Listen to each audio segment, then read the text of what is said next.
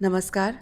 आजचा हा व्हिडिओ माझ्यासाठी अत्यंत महत्त्वाचा आहे, कारण आजपासून प्रत्येक व्हिडिओमध्ये मी पतंजल योग या योगसूत्राच्या पुस्तकातील 3 सूत्रे दर व्हिडिओमध्ये समजावणार आहे.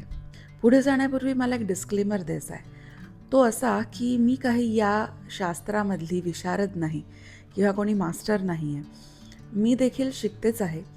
झालं असं की माझ्या हातात डॉक्टर पवी वर्तक यांचं पातंजल योग विज्ञाननिष्ठ निरूपण हे पुस्तक आलं आणि ते पुस्तक वाचता वाचता मला जाणवलं की या पुस्तकामधलं जे ज्ञान आहे ते एवढं महत्त्वाचं आहे की ते एकदा वाचून भागत नाही. ते 3-4 वेळा वाचावं लागतं, तेव्हा कुठे त्याचं आकलन होतं.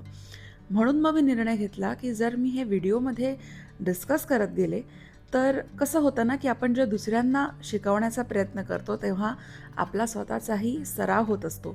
आपण स्वतःच्या ज्ञानाचा सराव करत असतो. म्हणूनच हा उपक्रम मी सुरू करते आहे.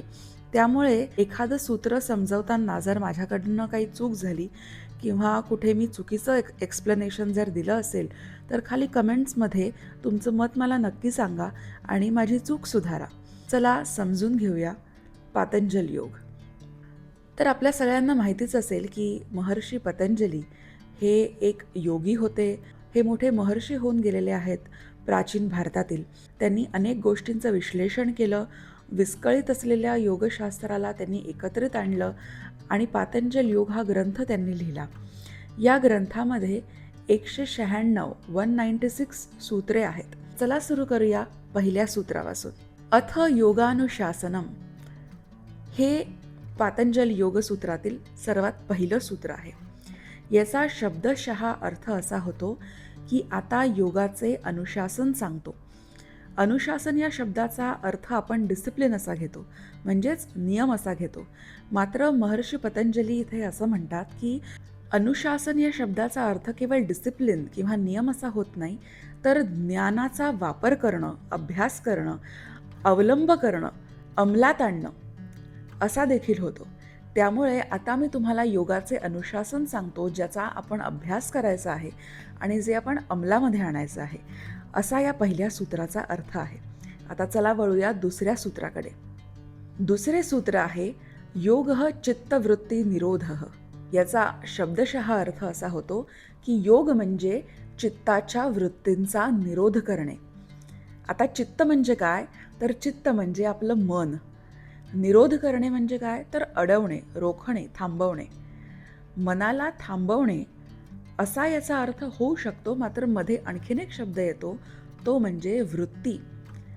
चित्ताच्या वृत्तीचा निरोध असं म्हटलं आहे. तर वृत्ती म्हणजे काय, तर वृत्ती म्हणजे कल. मनाचा कल जिथे जातो ते अडवणे. आता मनाचा कल कुठे कुठे जात असतो.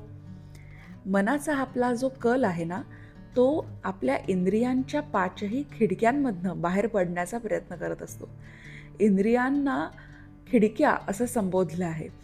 इंद्रियांच्या या खिडक्यांमधनं आपलं मन जे आहे ते वेगवेगळ्या वृत्तींनी बाहेर पडत असतं. उदाहरणार्थ आपलं मन डोळ्यातनं बाहेर पडत असतं, आपल्याला रील बघायच्या असतात. आपलं मन कानातून बाहेर पडत असतं, आपल्याला गाणी ऐकायची असतात, संगीत ऐकायचं असतं. आपलं मन जिभेतनं बाहेर पडतं, आपल्याला विविध पदार्थ चाखायचे असतात. नाकातून बाहेर पडतं, आपल्याला वेगवेगळे वास घ्यायचे असतात, सुगंध घ्यायचे असतात, अत्तरांचे आपण फॅन असतो, परफ्यूम हवे असतात. त्याच पद्धतीनं मन हे एखाद्या व्यक्तीसाठी आसुसलेलं असतं, एखाद्या स्पर्शासाठी आसुसलेलं असतं. तर अशा या 5ही इंद्रियांमधनं आपलं मन बाहेर पडू पाहत असतं. महर्षी म्हणतात की मनाच्या वृत्तींचा निरोध करणं, मनाला बाहेर पडू न देणं, मनाला अडवणं, या खिडक्या बंद करून टाकणं. आता विचार करा, जर मन या 5ही खिडक्यांमधनं बाहेर नाही पडलं तर ते कुठे जाईल? जर ते बाहेर पडू शकलं नाही तर ते कुठे जाईल? तर ते आतल्या आत फिरत राहील, बरोबर? आणि ते आत जाईल. जर बाहेर पडू शकत नाहीये तर ते आत जाईल, बरोबर? मग आत काय आहे? आतमध्ये आहे आपला आत्मा. तर मन जेव्हा आत्म्याकडे जातं, मन बाहेर न जाता आत्म्याच्या दिशेनं धावतं, त्यालाच योग म्हणतात.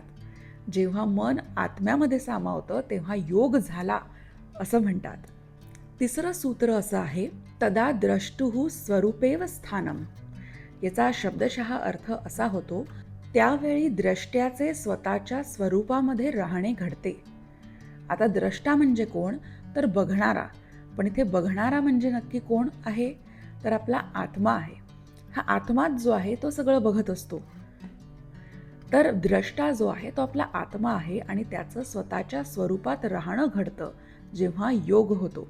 आता आत्म्याचं स्वतःच्या स्वरूपात राहणं म्हणजे नेमकं काय, तर हे समजून घेण्यासाठी आपल्याला एक क्रोनॉलॉजी समजून घ्यावी लागेल.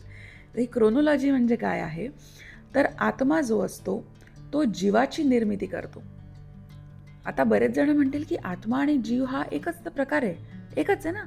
आपण एखादा व्यक्ती गेल्यावर आपण काय म्हणतो की अरे त्याचा जीव गेला, असं थोडी म्हणतो त्याचा आत्मा गेला, त्याचा जीव गेला. मात्र इथे पविवर्तक यांनी आत्मा आणि जीव याच्यातला फरक अतिशय सुंदर पद्धतीनं समजावलेला आहे. तो म्हणजे असा की जेव्हा एखाद्या अवयवाचं ट्रान्सप्लांट करतात, हृदयाचं ट्रान्सप्लांट केलं जातं, तेव्हा एखाद्या मृत व्यक्तीचं हृदय काढून एखाद्या जिवंत व्यक्तीला लावलं जातं, बरोबर आहे. पण आता मृत व्यक्तीचं हृदय काढून जिवंत व्यक्तीला लावलं म्हणजे त्या हृदयामध्ये जीव होता, ते हृदय मेलं नव्हतं, बरोबर. म्हणजे जीव गेला नव्हता, कारण तेच हृदय जेव्हा दुसऱ्या व्यक्तीला लावलं तेव्हा ते चालू लागलं, धडधडू लागलं, म्हणजे हृदयामध्ये जीव होता. पण मग पहिली व्यक्ती गेली का? पहिली व्यक्ती यासाठी गेली की पहिल्या व्यक्तीच्या शरीरामध्ये जो जीव होता त्याला कवटाळून बसलेला जो आत्मा होता तो निघून गेला, म्हणून त्या व्यक्तीचं निधन झालं असं आपण म्हणतो. म्हणजे जेव्हा एखाद्या शरीरामधनं आत्मा निघून जातो तेव्हा मृत्यू झाला असं इथे म्हटलेलं आहे या पुस्तकामध्ये. म्हणजेच आत्मा जो आहे तो जीवाला कवटाळून बसलेला असतो, तोच जीवाची निर्मिती करतो. जीव म्हणजे काय, तर एक प्रकारची शक्ती आहे, एक प्रकारचा प्रवाह आहे जो आपल्या सगळ्या अवयवांना जिवंत ठेवतो, त्यांना कार्यरत ठेवतो. जीव जो आहे तो मनाची निर्मिती करतो.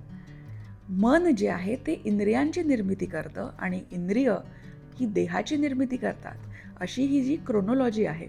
म्हणजे एखादी वस्तू आपल्याला आवडली, एखादा पदार्थ खावासा वाटला, तर सर्वात आधी आपल्या देहाला तो खावासा वाटत असतो, जिभेला खावासा वाटत असतो, आपल्या डोळ्यांसमोर तो पदार्थ नाचू लागतो, त्याचा वास येऊ लागतो.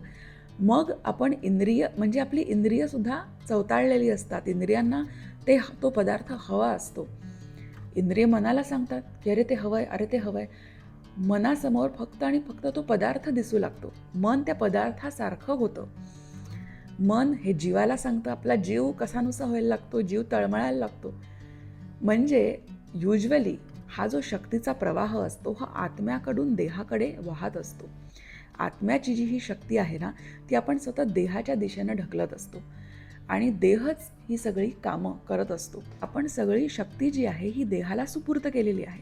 देहच ठरवतोय की आज हे खावंसं वाटतंय, आज ते खावंसं वाटतंय, आज कुठे बाहेर जावंसं वाटतंय, आज झोपावंसं वाटतंय. सगळे निर्णय देह घेतोय, आत्मा काहीच निर्णय घेत नाहीये. मात्र जेव्हा योग होतो, जेव्हा एखादा व्यक्ती योगाचे अनुशासन पाळतो, तेव्हा नेमकं काय होतं की ही जी शक्ती आहे जी आत्म्यापासून जीवाकडे जाते, जीवापासून मनाकडे जाते. पण मनाचा निरोध आपण करायचा आहे. आपण दुसऱ्या सूत्रामध्ये शिकलो की चित्ताच्या वृत्तींचा निरोध करायचा आहे, म्हणजे मनाला अडवायचं आहे. तर आत्म्याकडनं शक्ती जीवाकडे गेली, जीवाकडनं मनाकडे गेली आणि मनाकडनं पुन्हा आत्म्याकडे गेली. म्हणजे त्याचा प्रवाह आपण खाली जाण्यापासून थांबवला आणि तो प्रवाह उलटा केला जो आत्म्याकडे जातोय. म्हणजेच काय होतं की आत्म्याची शक्ती स्वतःच्याच दिशेनं फिरते आहे. म्हणूनच या सूत्राला म्हटलं आहे की तदा द्रष्टुः स्वरूपेव स्थानम, म्हणजेच आत्म्याचे स्वतःच्या स्वरूपामध्ये स्थिर होणे. ही होती पातंजल योगशास्त्रामधली पहिली 3 सूत्रे. पुढच्या व्हिडिओमध्ये आपण पुढची 3 सूत्रे समजून घेणार आहोत.